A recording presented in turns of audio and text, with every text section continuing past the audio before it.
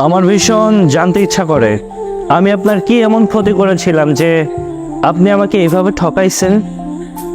আমি আপনাকে ভালোবেসে ভালো থাকতে চাইছিলাম, এটা কি আমার অপরাধ ছিল? যদি অপরাধী হবে তাহলে সেই ভালোবাসাটা আপনি আমাকে শিখাইছিলেন, কিন্তু কেন?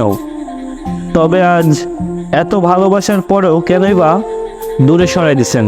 সারা জীবন পাশে থাকবে বলে কসম কেটেছিলেন, সারা জীবন পাশে থাকবেন বলে কথা দিয়েছিলেন।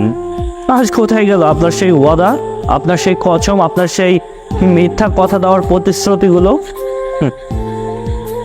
এইসবের উত্তর হয়তোবা আপনার কাছে নাই। একটু ভালোবাসা ছাড়া আর কখনোই না কিছু চাইছিলাম না। আমি একটুখানি ভালোবেসে ভালো থাকতে চেয়েছিলাম। আপনার বিরক্ত লাগতো অনেক না? বলে দিতেন মুখের উপরে, কিন্তু না বলে কেনই বা ঝুলাই রাখছিলেন আমাকে? যদি আমাকে ভালো নাই লাগতো তাহলে আমাকে সরাসরি বলেই দিতেন, এইভাবে মিথ্যা ভালোবাসার নাটক করে আমার জীবনটাকে শেষটা না করলেও পারতেন।